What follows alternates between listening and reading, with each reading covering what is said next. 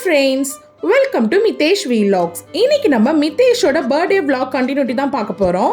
Already Mitesh பர்த்டேக்கு முதல் நாள் என்ன பண்ணியிருப்போம்னு பார்த்துருப்போம். ஒருவேளை பார்க்காதவங்க வீடியோ டேக் பண்ணுறேன், செக் பண்ணிக்கோங்க. இந்த விலாகில் மிதேஷோட பர்த்டே அன்னைக்கு என்னென்ன பண்ணோம், எங்கே போனோம், எப்படி செலிப்ரேட் பண்ணோம் அப்படின்றதான் பார்க்க போகிறோம். வாங்க வீடியோக்குள்ளே போகலாம். இந்த வருஷம் பர்த்டேக்கு ரெசார்ட் வந்தனால முழிப்பே வந்தாலும் 6:30 வரைக்கும் நல்லா இழுத்து போத்திட்டு படுத்திருந்தோம்.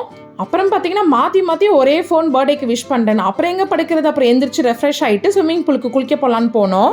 பட் அதுக்குள்ளே நாங்கள் பிரேக்ஃபாஸ்ட் சாப்பிட போயிட்டோம். ஏன்னா நாங்கள் எப்படி குளிச்சுட்டு வரதுக்கு 2 hours ஆகும், அதுக்குள்ளே ஃபுட் தீர்ந்து போயிடும்னு சொல்லிட்டு சாப்பிட போயிட்டோம். இங்கே பார்த்தீங்கன்னா பிரேக்ஃபாஸ்ட் வந்து காம்ப்ளிமெண்ட்ரி தான், நிறைய வெரைட்டிஸ் இருந்துச்சு. ஸோ நமக்கு பிடிச்ச மாதிரி எது வேணாலும் எடுத்துக்கலாம்.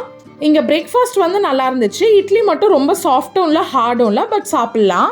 இங்கே டீ, காஃபி, ஜூஸும் இருந்துச்சு, வேணும்னா குடிச்சிக்கலாம்.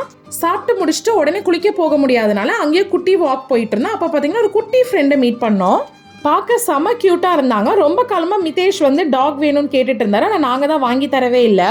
மிதேஷ் பார்த்த உடனே பர்த்டே கிஃப்டாக இதை நம்ம எடுத்துகிட்டு போயிடலாமான்னு கேட்டார். அதெல்லாம் செய்யக்கூடாதுன்னு கொஞ்ச நேரம் விளையாட விட்டோம். அப்புறம் அது விளையாடுதுன்னு தெரியாமல் மிதேஷ் எடுத்தேன் பாரு ஓட்டம், அந்த மாதிரி தெரிச்சு ஓடிட்டாரு. ஸ்விம்மிங் பூலுக்கு பக்கத்துலேயே பார்த்தீங்கன்னா பசங்க விளையாடுற மாதிரி ஒரு குட்டி பார்க் மாதிரி செட் பண்ணியிருந்தாங்க. ஸோ இங்கே கொஞ்ச நேரம் விளையாட விட்டுட்டோம்.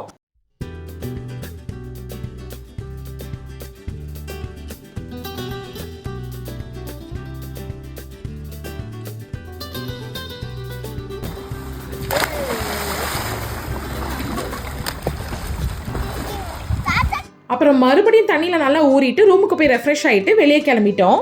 பர்த்டே பாயை கூட்டிகிட்டு நாங்கள் வந்த இடம் தான் முட்டுக்காடு. நாங்கள் இருந்த ரெசார்ட்டுக்கு பக்கத்தில் இருக்குது.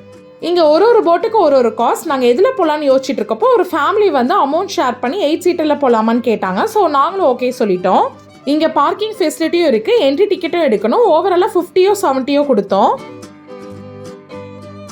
இங்கே ஸ்நாக்ஸ் ஃபெசிலிட்டி அப்புறம் ரெஸ்டாரண்ட் இருந்துச்சு, தேவைப்பட்டால் பயன்படுத்திக்கலாம். நாங்கள் போனப்போ கும்பலே இல்லாத மாதிரி இருந்துச்சு. டிக்கெட் கவுண்டருக்கு போனால் ஒரு வண்டி கும்பல் இருந்துச்சு. சரி நானும் அடிச்சு பிடிச்சிட்டு டிக்கெட் எடுக்கலான்னு போனால் கடைசியில் பார்த்தா அது எல்லாமே ஒரே ஃபேமிலி தான். எனக்கு வந்து ஃப்ரண்ட்ல உட்கார ஆசை, பட் மிதேஷ் வந்து பின்னாடி உட்காரலாமான்னு சொல்லவும் நாங்கள் பின்னாடி போய் உட்காந்துக்கிட்டோம். ஆனால் இதில் ஒரு ட்ராபேக் என்னன்னா, என்னோட ஹஸ்பண்ட் வந்து ஹைட், அதனால எனக்கு வியூ சரியாகவே தெரியல. இங்கிட்ட அங்கிட்டுன்னு கஷ்டப்பட்டு பார்த்துட்டு இருந்தேன். போட் ஹேண்டில் பண்ணுறானா இந்த மாதிரி குட்டி குட்டி ஃபன்னும் பண்ணாரு, நல்லா ஜாலியாக என்ஜாய் பண்ணோம். அது ஏன் அப்படி பண்ணுறாங்கன்னு கேட்டேன். எல்லாத்தோட வெயிட்டும் பேலன்ஸ் பண்ணுறதுக்காக அப்பப்போ பண்ணுவோன்னு சொன்னாங்க. என்ன ஒன்று நமக்கு அப்படி செய்கிறப்போ சம்டைம்ஸ் வந்து கொஞ்சம் பயமாக இருக்கும், எங்கே நம்ம கவுந்துருவோன்னு பயமாக இருக்கும், பட் கவுர மாட்டோம். சேஃப்டி ப்ரிகாஷனுக்கு தான் ஜாக்கெட் கொடுத்துருக்காங்க. இது அந்த அளவுக்கு ஆழமும் இல்லைன்னு சொல்லியிருந்தாரு. ஆனாலும் நம்ம கெட்டியாக பிடிச்சிக்கிட்டு சேஃப்டியாக தான் இருக்கணும். அப்படியே போட்டிங்கும் முடிச்சுட்டு ரெசார்ட்டுக்கு கிளம்பிட்டோம். நாம ஒன்று நினச்சி கடவுள் ஒன்று நினைப்பாருன்னு சொல்லுவோம்ல, அது மாதிரி நான் ஒன்று நினச்சி பிளான் பண்ணா கடைசியில் என்டையர் பிளானும் மாறி போச்சு. நான் வந்து ஈவினிங் 6க்கு மேலே கீழே லைட் எஃபெக்டோட கேக் கட் பண்ணலான்னு பிளான் பண்ணியிருந்தேன். நான் கடைசியில் ரூம்லேயே கட் பண்ணுற மாதிரி ஆயிடுச்சு. ஏன்னா ஈவினிங் கேக் டெலிவர் பண்ண முடியாதுன்னு சொல்லிட்டாங்க. ஸோ ஆஃப்டர்நூனே கேக் வாங்கியாச்சு. கேக்கு உடனே கட் பண்ணி ஆகணும், என்ன கேக் வந்து மெல்ட் ஆக ஆரம்பிச்சிருச்சு. ஸோ போட்டிங்க்கு போயிட்டு வந்து கையோட கட் பண்ணிட்டோம். பர்த்டேக்குன்னு ஒரு சில காஸ்டியூம் பிளான் பண்ணி வச்சுருந்தோம். அப்புறம் கடைசியில் பார்த்தீங்கன்னா அப்படியே கட் பண்ணுற சிச்சுவேஷன்.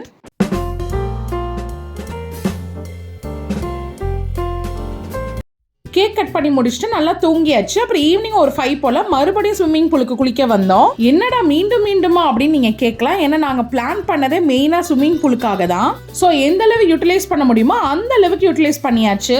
போட்டிங் போயிட்டு வரப்போ நிறைய இடத்துல இந்த ஸ்விம்மிங் ரிங் வந்து வித்துட்டு இருந்தாங்க. ஸோ குழந்தைங்களுக்கு வாங்கிட்டு வந்துட்டோம்.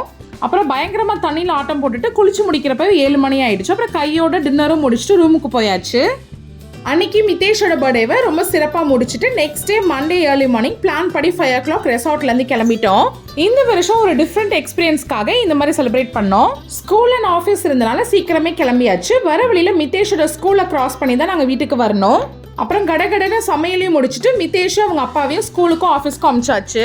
நாங்கள் நினைச்ச மாதிரியே மிதேஷோட பர்த்டேக்கு 2 நாளும் ரொம்ப நல்லா என்ஜாய் பண்ணோம். இந்த வீடியோ உங்களுக்கு பிடிச்சிருந்தா லைக் பண்ணிட்டு மறக்காம சப்ஸ்கிரைப் பண்ணிடுங்க. தேங்க்யூ.